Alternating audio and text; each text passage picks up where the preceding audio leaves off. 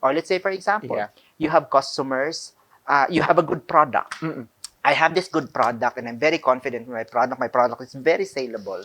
But you don't have online ordering systems. You really have to go into a brick and mortar store and then buy it from there. Do you think your sales are going to be as good as it were? I also know of companies who came in late in the game in the e-commerce platform. That's been a plan. But then it never happened. And now here comes the pandemic and patay, we're not ready.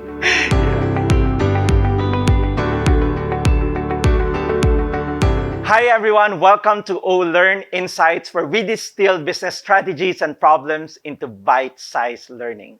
I'm Jerry Ilaw, the founder of Olern, and I'm here with Roland Salazar, an HR and training consultant. Hi Roland. Hi, thank you for having me. It's our pleasure. And sir, maybe for our audience who don't know you yet, kindly give us a background about yourself. Well, I have been a training and HR professional for the past... This year is my 24th year. Wow! I am that old.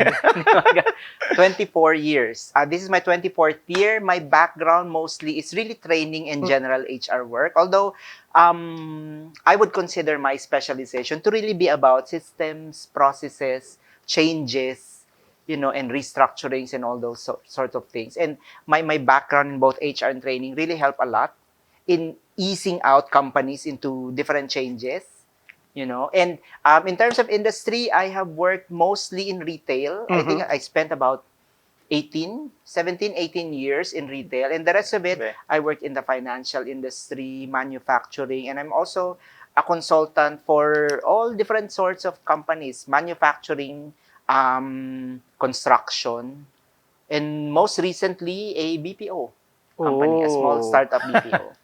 So it's an exciting time. Yes, tama-tama, because you've mentioned na you've been into retail and also doing organizational changes and digital transformation, which is yun yung pag-uusapan natin in this episode. So, digital transformation somehow is a buzzword nowadays, especially during the pandemic na nagkagulo-gulo lahat, di ba? Yung mga business models and yung mga businesses natin. So, can you share, ano ba yung digital transformation? Okay, now you mentioned that it was a buzzword, especially during the pandemic. I think primarily because everybody was caught off guard. Because digital transformation has been here since as far as I could remember, even in the late 90s, early 2000s, during my formative years, in the profession, everybody's already been talking about transforming, being digital, because it was the time. I'm sure you remember the millennium bug. Yes. Diba? That scare. The 2000. Yeah. That breaking point, diba? 99 and 2000. Yeah. Everybody was panicking because we're getting into the new millennium and then everybody is going into technology and all these improvements. So everybody want to get into the digital sphere, And then the thing with the pandemic is when it happened, everybody was caught by surprise na it's here na pala. We don't have a choice but to really adapt and embrace all the technologies and the digital lifestyle. Okay, so that said, digital transformation is really a multifaceted change that a company adapts, because it's not I always say this, it's not as simple as buying this piece of technology and implementing it.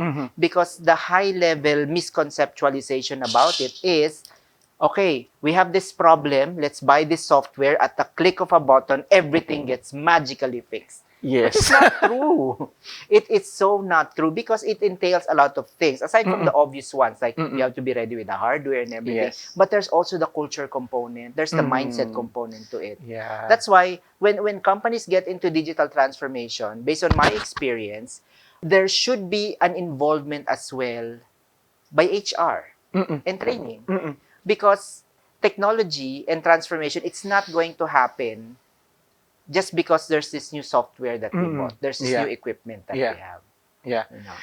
That's so true, because implementing softwares, di ba, it involves people. Yes. And naturally when we implement something new, merong mga resistance to change, etc. And siguro we'll talk about yung mga challenges na yon in a separate video para mapag-usapan Yes. natin. Yes. But for now, bakit importante, especially ngayon, yung digital transformation? Because you've said na yun, it's been there since probably 1990s, before the turn of the 21st century. But why is it so important for businesses now to really consider digital transformation?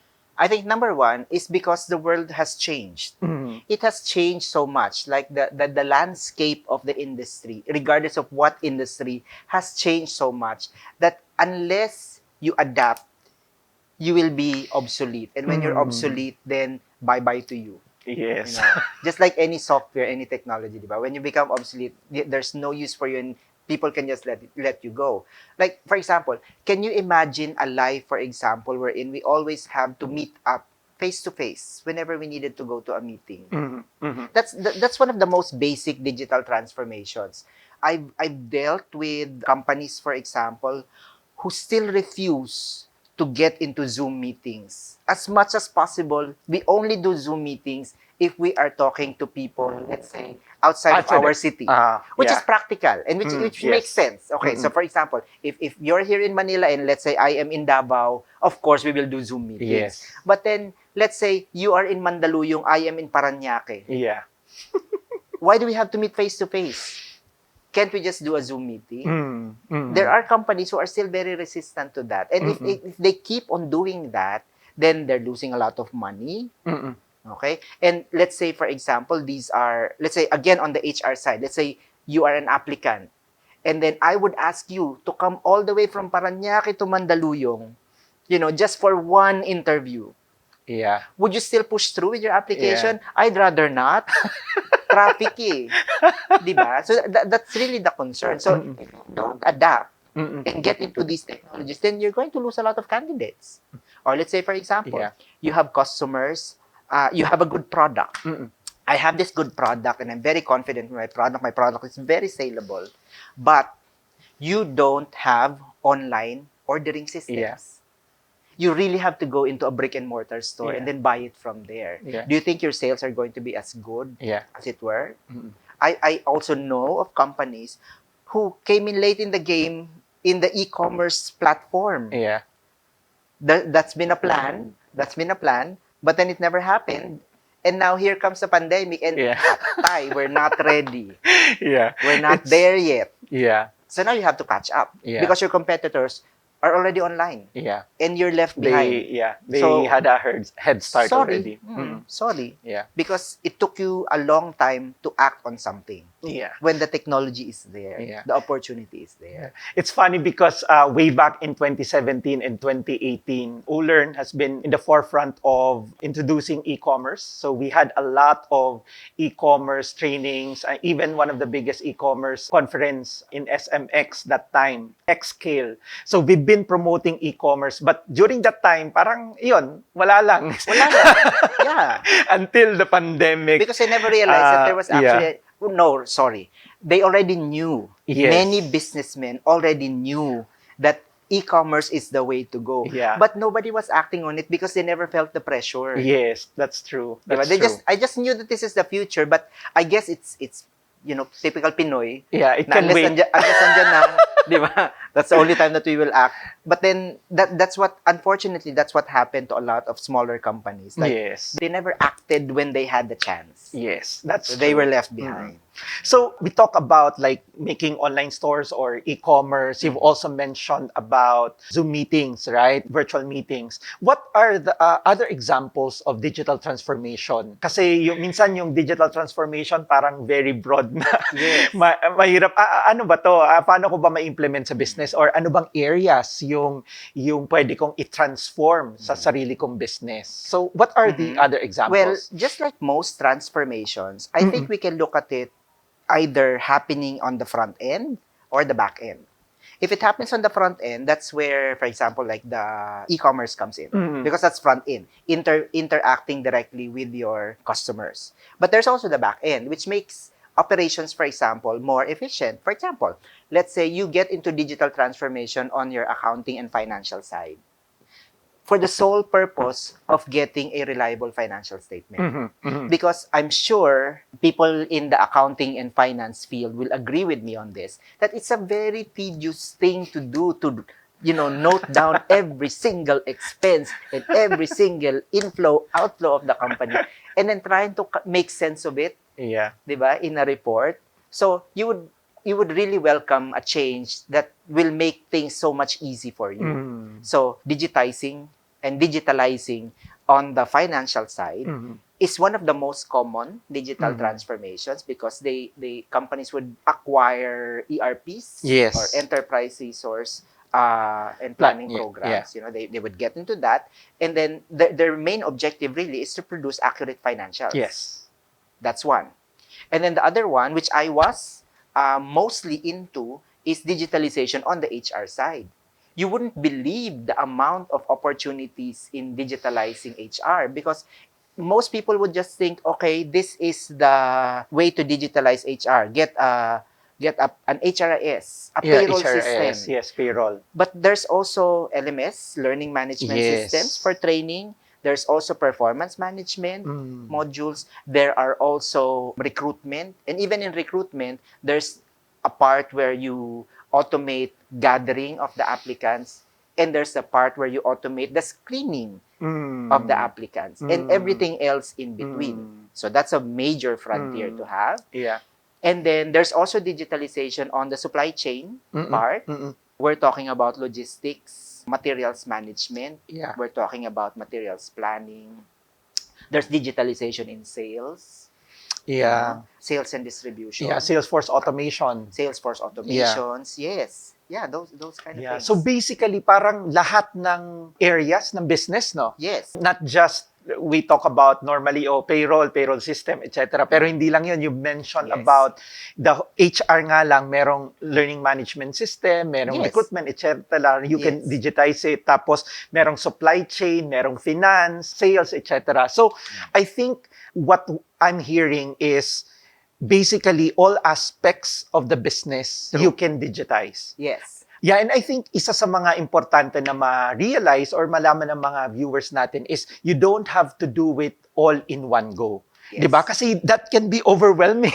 Yes. Dita-transform mo yung sales, yung finance, yung supply chain mo, yung HR all in one go. Ang hirap gawin nun. Yes. So kumbaga, you can digitize one at a time. Yes. Tama ba? And I think ang key factor doon would be saan yung pinaka masakit at malaking problema. It's good that Tama you ba? mentioned that.